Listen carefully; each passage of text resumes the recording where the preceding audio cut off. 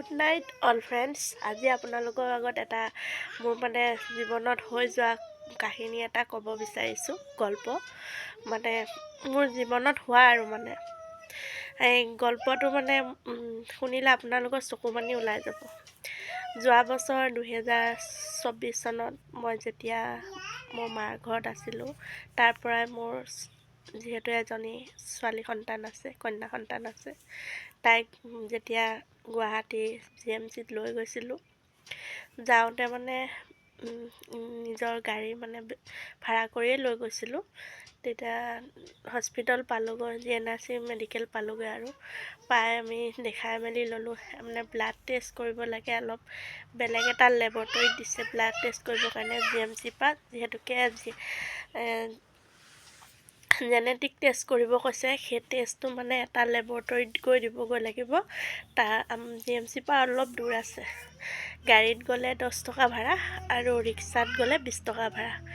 মই ভাবিলোঁ গাড়ীতে যাওঁ, 10 টকাত পামগৈ আৰু 20 টকাটোনো কিয় খৰচা কৰোঁ, এনেকৈ কৈ ৰৈ আছোঁ আৰু ভাবি পেলাই, ছোৱালীজনীক কোচত লৈ পেলাই মই ভাবি আছোঁ আৰু মিষ্টাৰ আকৌ এনেকৈ বেলেগত লাইন ধৰি আছে, বেলেগ এটা টেষ্ট কৰিব লাগিব, তাত লাইন ধৰি থাকিব লাগে।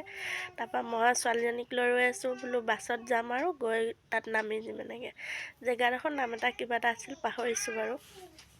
যেতিয়া গৈ আছোঁ আৰু গৈ ৰৈ আছোঁ, মেডিকেলৰ পৰা ওলাই ৰৈ আছোঁ আৰু যাম। তেনেকুৱাতে এজন বৃদ্ধ বয়সস্থ আৰু এজন ৰিক্সা চালক আহিলে। আহি কৈছে, ভণ্টি ক'লৈ যাবা? মই কৈছোঁ অমুকলৈ যাম। যাবা নেকি, আহা, এনেকৈ কৈছে।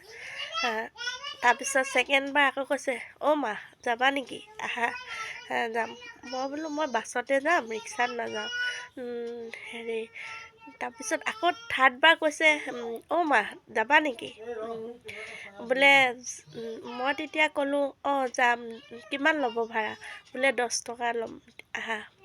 এনেকৈ বোলে 20 টকা লওঁ, এতিয়া 10 টকাই ল'ম, এনেকৈ ক'লে। গ'লোঁ আৰু যাওঁতে তেওঁ মোক গন্তব্যস্থান য'ত মই ব্লাড টেষ্ট কৰাম, জেনেটিক টেষ্ট কৰাম, তাত গৈ নামিলোঁগৈ। নমাৰ পাছত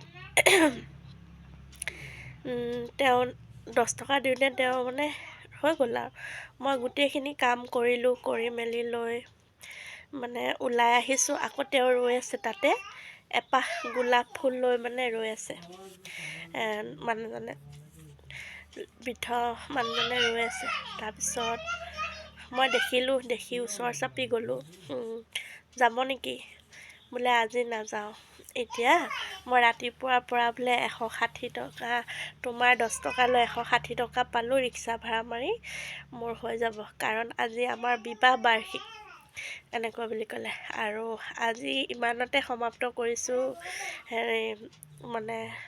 ৰিক্সা আৰু নচলাওঁ, বন্ধ কৰি দিম, আজিৰ দিনটো এনেকৈ উদযাপন কৰিম, এনেকৈ কৈছে। আজি আমাৰ বিবাহ বাৰ্ষিক আৰু মোৰ ল'ৰা এটা আছে, এনেকৈ কৈছে।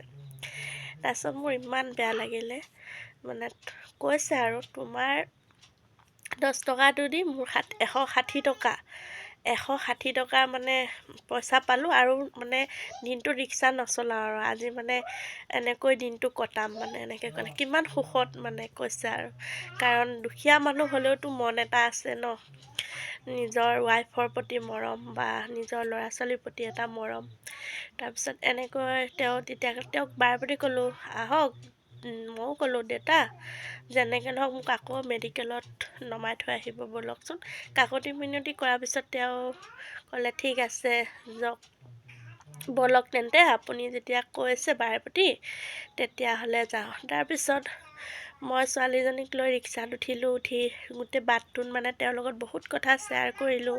তেওঁ মোক ক'লে, তেওঁ তেতিয়া কৈছে, মই 2টা দিনতে ছুটীত ৰিক্সা একবেলা চলাইছোঁ, মোৰ ল'ৰাৰ জন্মদিনত আৰু মোৰ বিবাহ বাৰ্ষিক দিনটোত মই এবেলা ৰিক্সা চলাওঁ, বাকী গোটেই দিনে ৰাতিয়ে চলাই থাকোঁ বোলে, এনেকৈ ক'লে। মোৰ বহুত বেয়া লাগি গ'ল।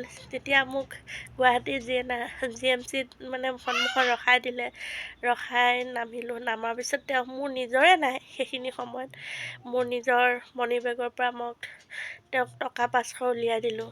উলিয়াই দিয়াৰ পাছত তেওঁক ক'লোঁ, আজি আপুনি যিহেতুকে ইমান কষ্ট কৰি বিবাহ বাৰ্ষিক পাতিব লৈছে, আপোনালোকৰ বিবাহ বাৰ্ষিক সদায় শুভ হৈ থাকক, সদায় যাতে এনেকৈ মৰম চেনেহ থাকে, তাৰ কাৰণে আপুনি এটা কেক লৈ যাওক। তাৰপিছত কেক লৈ যাব আৰু লৈ গৈ আপোনাৰ ল'ৰা সন্তানটিৰ লগত ধুনীয়াকৈ কাটিব আপোনাৰ ৱাইফৰ সৈতে। তেতিয়া কৈছে মোক, তাৰপিছত কৈছে, মা এনেকুৱা মানুহ খুব কমেই পোৱা যায়, দোৱা কৰিছোঁ তোমাক যাতে আল্লাহে আৰু মানে ভাল কৰক, তোমাৰ ছোৱালীজনী যিহেতুকে বেমাৰ হৈ আছে ভাল হওক, এনেকৈ বুলি যেতিয়া কৈছে, মোৰ মানে চকু পানী তল বলাই গৈছে আৰু। কাৰণ দুখীয়া মানুহৰতো মন থাকে, হয় নাই? আৰু যোন সুখী হ'ব বিচাৰে অলপ পইচাতে সুখী হ'ব পাৰে। কাৰণ ডাঙৰ অট্টালিকা থাকিলেও কিছুমান মানুহ সুখী হ'ব নোৱাৰে। মই তেতিয়া সেইটো মোৰ মনত আহি গ'ল আৰু কথাটো। গতিকে আপোনালোকে মোৰ এই গল্পটো কেনেকুৱা লাগিলে কমেণ্ট কৰি জনাব। নতুনকৈ আহিছে যদি পেজটো ফ'ল' কৰি দিব। আৰু পুনৰ নতুন গল্প লৈ আপোনালোকৰ মাজত আহিম। আপোনালোকে কেনেকুৱা গল্প লাগে মোক জনাব। আজি মোৰ জীৱনত একদম হৈ যোৱা ঘটনা এটা আপোনালোকৰ আগত শ্বেয়াৰ কৰিলোঁ। আজিলৈ আহোঁ, আল্লাহ হাফিজ।